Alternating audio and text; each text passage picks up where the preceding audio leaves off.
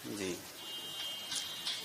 तो आज हमारे इस बार के अनशन का तीसरा दिन खत्म हो रहा है और अगर जो अनशन हमने शुरू में डिटेंशन के समय आरंभ की थी, जब दिल्ली के बॉर्डर पर हमें रोका गया, तो ये 9वां दिन है। तो ये अनशन दोबारा हमें क्यों करना पड़ा, क्योंकि जब पिछले बार दिल्ली के सीमा पर हमने डिटेंशन हिरासत में लेने पर अनशन की थी, तो हमने ये मांग की थी कि हमें बापू के समाधि पर लिया जाए और देश के शीर्ष नेताओं से मिलने की अवसर दी जाए। तो जिस पर उन्होंने हाँ कहा और हमें राजघाट तक ले गए और राजघाट पर हमने अनशन तोड़ा इस शर्त या विनती पर कि हमें अगले 2 दिनों में देश के शीर्ष नेताओं से मिलने का समय या तिथि दी जाए, क्योंकि हम लगभग 150 लोग, जिनमें 80 से ऊपर के कई और महिलाएं और बहुत से दर्जनों भूतपूर्व सैनिक भी थे, तो हम चाहते थे कि इतने दूर से पैदल आए, शायद इतिहास में पहली बार हो कि इतने ऊंचाइयों से, पहाड़ों से आखिरी नागरिक देश की राजधानी में आते हैं, तो वो देश के शीर्ष नेताओं से मिल के अपनी बात सुना के जाना चाहते हैं। तो वो आश्वासन के बावजूद हमें अगले 2 दिनों में कोई डेट, कोई तिथि तक नहीं मिली। समय मिलना तो अलग बात है। तब हमें ये अनशन दोबारा करना पड़ा और अभी हम ये उम्मीद करते हैं कि हमारे नेता अभी भी हमें समय देंगे। इससे हमारा कोई बड़ा नहीं होगा, बल्कि हमारे नेता बड़प्पन अपना दिखा पाएंगे, उनका कद बड़ा होगा कि दूर से आए। अभी भी हम 25 लोग इस अनशन पर बैठे हैं, तो वो अगर समय दें तो इससे उनका ही बड़प्पन दिखेगा। और हम ये उम्मीद करते हैं कि अगले आने वाले हफ्तों में जो लद्दाख के नेताओं के साथ, एपेक्स बॉडी और केडीए के साथ बातचीत चल रही थी केंद्रीय सरकार की, उसे वो दोबारा शुरू करेंगे।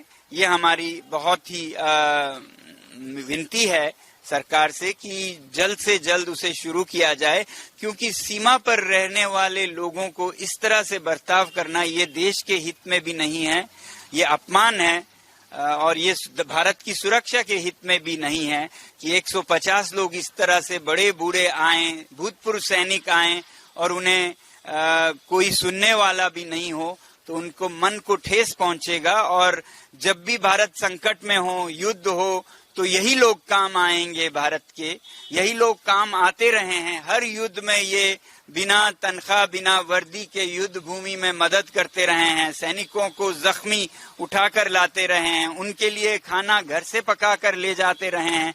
तो ऐसे सीमा क्षेत्र में ऐसा बर्ताव लोगों के साथ, ये उन्हें लगेगा कि जब हमारी जरूरत थी हमने सब कुछ किया, जब हमें हमारी मदद की बारी आई तो हमें इस तरह से अनसुना कर दिया। तो हम उम्मीद करते हैं कि आने वाले समय में हमारे नेता हमसे मिलेंगे और हमारे जो बातचीत हो रही है उसको दोबारा शुरू किया जाएगा। हम चाहते हैं कि ये आंदोलन, ये अभियान जो है ये सभी लोगों का, भारत का रहे, क्योंकि हिमालय पूरे भारत का है, ये पानी का स्रोत है पूरे भारत के लिए, ये आप सभी का है, क्योंकि आपके बच्चों को भी साफ पानी चाहिए भविष्य में। तो ये पर्यावरण के बारे में है, इसलिए ये सब का है। तो हम खुश हैं कि यहाँ पर हमसे मिलने सभी दलों के, सभी धर्मों के लोग आ रहे हैं, राजनीतिक दलों के नेता आ रहे हैं।